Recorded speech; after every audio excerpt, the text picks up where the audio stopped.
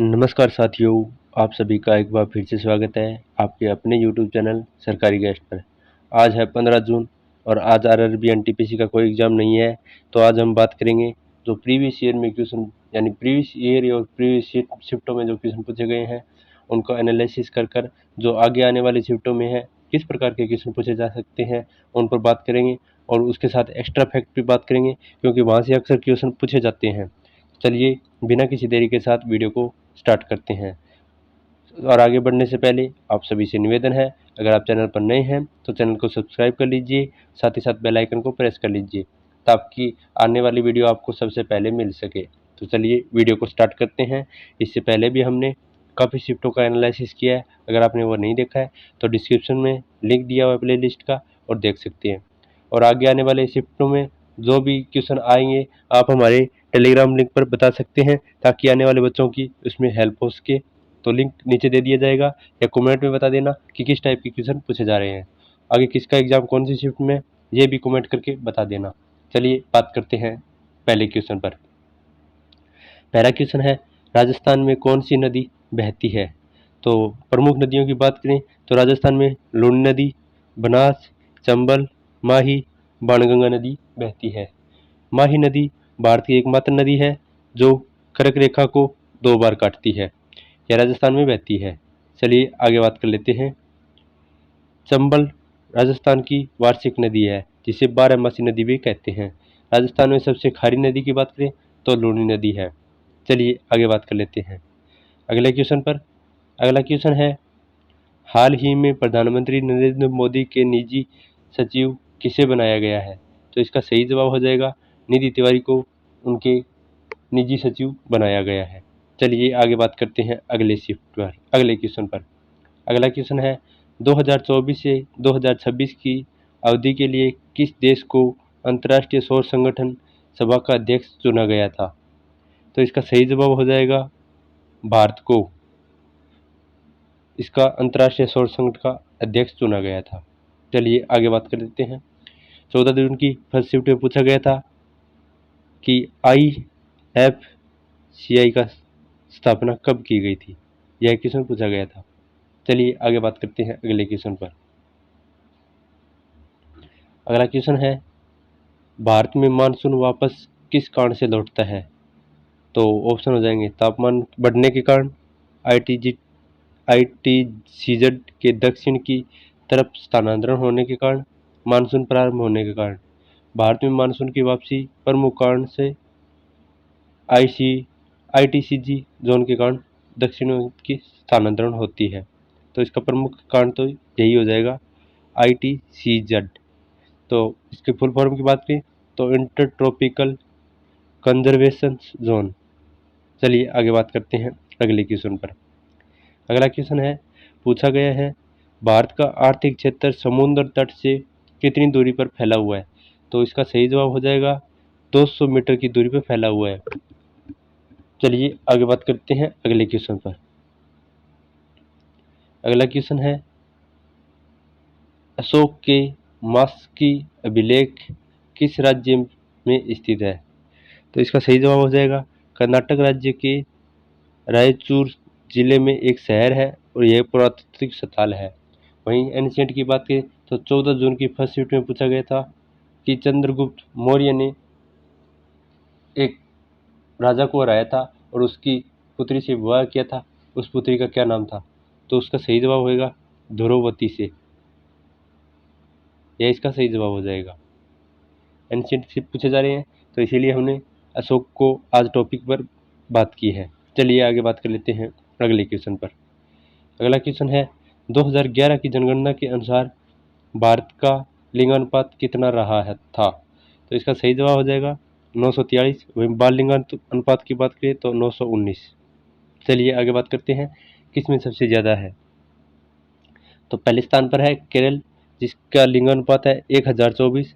दूसरे स्थान पर है पुडुचेरी जिसका लिंगानुपात है 1037। वहीं तीसरे नंबर पर है तमिलनाडु जिनका है 996 और 35वें नंबर पर जिनका दमन एंड द्वीप है। चलिए आगे बात करते हैं। अगला क्वेश्चन है, भूटान और बांग्लादेश दोनों से सीमा बनाने वाला भारत का राज्य कौन सा है? तो इसका सही जवाब हो जाएगा असम के अलावा पश्चिम बंगाल भूटान और बांग्लादेश के साथ सीमा साझा करता है।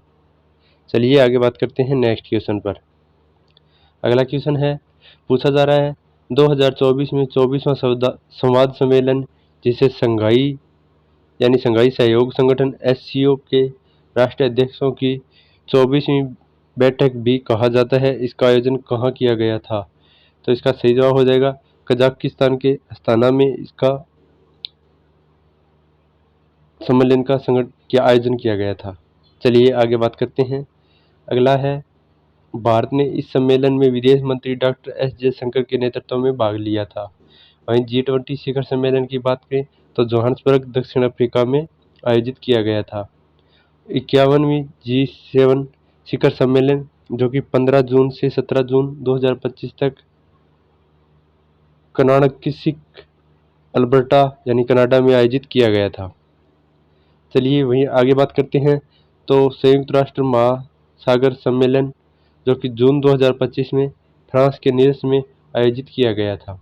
चलिए आगे बात करते हैं अगले क्वेश्चन पर। अगला क्वेश्चन है, 1833 का चार्टर एक्ट के द्वारा किया गया था। मद्रास में एक हाई कोर्ट बनाया गया था और भारत में एक विधि आयोग बनाया गया था। भारत के एक संघीय न्यायालय बनाया गया था। तो इसका सही जवाब हो जाएगा 1833 का चार्टर्ड एक्ट जो कि 1833 में ब्रिटिश संसद में पारित एक ईस्ट इंडिया कंपनी के व्यापारिक अधिकारी को समाप्त कर दिया था और इसे एक प्रशासनिक निकाय बना दिया था। चलिए आगे बात करते हैं। जो ब्रिटिश ताज के लिए कार्य करता था इसने बंगाल के गवर्नर जनरल को भारत का गवर्नर जनरल बनाया था और सभी शक्तियां गवर्नर जनरल को सौंप दी थी। चलिए 14 जून की फर्स्ट शिफ्ट में पूछा गया था 1773 का रेगुलेटिंग एक्ट किससे संबंधित था? ये क्वेश्चन पूछा गया था। चलिए आगे बात कर लेते हैं अगले क्वेश्चन पर। भारत में संघीय न्यायालय की स्थापना 1935 के भारत सरकार अधिनियम के द्वारा की गई थी। तो यह इंपॉर्टेंट है, इसको जरूर याद रखना। संघीय न्यायालय की स्थापना भारतीय अधिनियम 1935 के द्वारा की गई थी। चलिए आगे बात करते हैं अगले क्वेश्चन पर। अगला क्वेश्चन पूछा जा रहा है, मनमोहन सिंह पहली बार भारत के प्रधानमंत्री कब बने थे? तो इसका सही जवाब हो जाएगा 22 मई 2024 से 26 मई 2014 तक ये भारत के प्रधानमंत्री थे और ये 13वें नंबर के प्रधानमंत्री थे। एक इंदिरा गांधी से रिलेटेड क्वेश्चन पूछा गया था जो 14 जून की फर्स्ट शिफ्ट में पूछा गया था। चलिए आगे बात करते हैं। 1991 में वित्त मंत्री के रूप में उनका सबसे बड़ा योगदान क्या था? तो भारतीय अर्थव्यवस्था का उदारीकरण उनका सबसे बड़ा योगदान था। उस समय पीएम थे पीवी नरसिम्हा राव। चलिए आगे बात करते हैं अगले क्वेश्चन पर। पावर पॉइंट से कुछ क्वेश्चन है, पूछा जा रहा है एमएस पावर पॉइंट में डाटा को सेव करने की शॉर्टकट की कौन सी है? तो इसका सही जवाब हो जाएगा कंट्रोल एस। और 14 जून की फर्स्ट शिफ्ट में पूछा गया था कि इनमें से कौन सी सेव करने का एक प्रकार नहीं है। इसमें 3 सेव करने के प्रकार थे और एक सेव करने का प्रकार नहीं था, जिसमें लिखा था कि फाइल में जाएंगे और क्लोज ऑप्शन पर क्लिक कर देंगे। यह फाइल सेव करने का एक उपयोग नहीं है। चलिए आगे बात करते हैं कि कंप्यूटर से किस टाइप के क्वेश्चन और पूछे जा सकते हैं। निम्नलिखित में से किस शॉर्टकट की का उपयोग पावर पॉइंट में शुरू से प्रेजेंटेशन शुरू करने के लिए किया जाता है? तो वह है F5 का प्रयोग। निम्नलिखित में से कौन सी शॉर्टकट की का उपयोग पावर पॉइंट प्रेजेंटेशन को समाप्त करने के लिए किया जाता है? तो वह हो जाएगा एस्केप यानी ESP कुंजी का उपयोग किया जाता है। चलिए कुछ शॉर्टकट की पर बात करते हैं जो नॉर्मल है, हर एग्जाम में आ ही जाती है। तो कंट्रोल N की बात करें तो एक नई प्रेजेंटेशन को डॉक्यूमेंट बनाने में किया जाता है यानी प्रेजेंटेशन को खोलने में। और वही कंट्रोल O का जो मौजूदा प्रेजेंटेशन है उसको डॉक्यूमेंट खोलने में किया जाता है। कंट्रोल S का जो कि सेव करने के काम आती है। वहीं Alt F2 या F12 का सेव एज डायलॉग बॉक्स खोलने में काम आती है। कंट्रोल W का यह एक प्रेजेंटेशन को बंद करने में काम आती है। कंट्रोल Q का किसी प्रेजेंटेशन को सेव करने और बंद करने में काम आती है। वही कंट्रोल Z जो कि एक प्रक्रिया को अंडू करने में काम करते हैं। वहीं कंट्रोल वाई एक क्रिया को रीडू करने में काम आती है। वहीं कंट्रोल F2 जो कि प्रिंट प्रीव्यू देखने में काम आती है। चलिए आगे बात कर देते हैं एक और शॉर्टकट की। MS वर्ड में सिलेक्टेड टेक्स्ट को बोल्ड करने के लिए किस शॉर्टकट की का प्रयोग किया जाता है? तो इसका सही जवाब हो जाएगा कंट्रोल B का। चलिए आगे बात करते हैं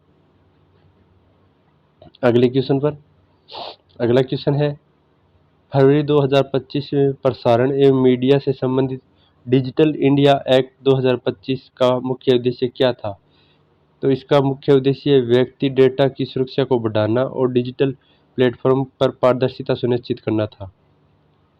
चलिए आगे बात करते हैं अगले क्वेश्चन पर। अगला क्वेश्चन है पूछा गया है निम्न में से कौन भारतीय पर्णपाती वन में शामिल है? तो पर्णपाती वन में वे पेड़ होते हैं जो साल भर अपने पत्ते गिरा देते हैं, खासकर शुष्क मौसम में, जैसे शीशम, सागौन, साल, महुआ, चंदन, आंवला, कुसुम, अरहर, सेमल और तेंदू। ये सभी के सभी पतझड़ वन है। चलिए आगे बात करते हैं अगले क्वेश्चन पर। अगर वीडियो पसंद आ रही है तो वीडियो को लाइक करें और चैनल को सब्सक्राइब करें। चलिए अगला क्वेश्चन निम्नलिखित में से कौन सा घन लोक वाद्य यंत्र नहीं है?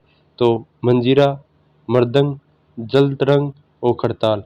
मृदंग घन वाद्य यंत्र नहीं है, बाकी तीनों मंजीरा, जल तरंग और खड़ताल ये घन वाद्य यंत्र है। चलिए बात करते हैं तो मृदंग क्या है? मृदंग एक प्रकार का ढोल है जो ताल वाद्य यंत्र की श्रेणी में आता है। चलिए अगले क्वेश्चन पर बात करते हैं। अगला क्वेश्चन है पूछा जा रहा है नगर पालिकाओं के सदस्य कितनी अवधि के लिए चुने जाते हैं? तो यह 74वें संविधान संशोधन अधिनियम जो कि 1993 में हुआ, इसको भाग 9A में जोड़ा गया था, जिसे नगर पालिका भी कहा जाता है।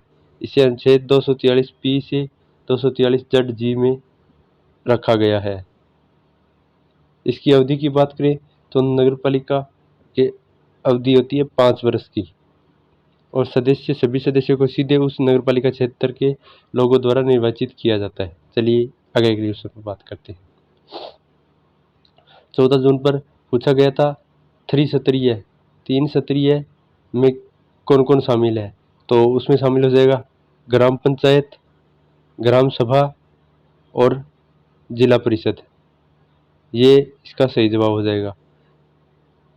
चलिए आगे बात करते हैं अगले क्वेश्चन पर। अगला क्वेश्चन है 2011 से 2021 के बीच में महिला श्रम के अनुसार महिलाओं का कितना प्रतिशत भागीदार था? तो इसका सही जवाब हो जाएगा 25.51% उनकी भागीदारी थी। वहीं 2021-22 में यह भागीदारी बढ़कर 29.4% हो गई थी। चलिए आगे बात करते हैं अगले क्वेश्चन पर। अगला क्वेश्चन है पूछा जा रहा है 2011 की जनगणना में भारत में जीवन प्रत्याशा क्या थी? तो इसका सही जवाब हो जाएगा जीवन प्रत्याशा जो कि 65.5 वर्ष थी।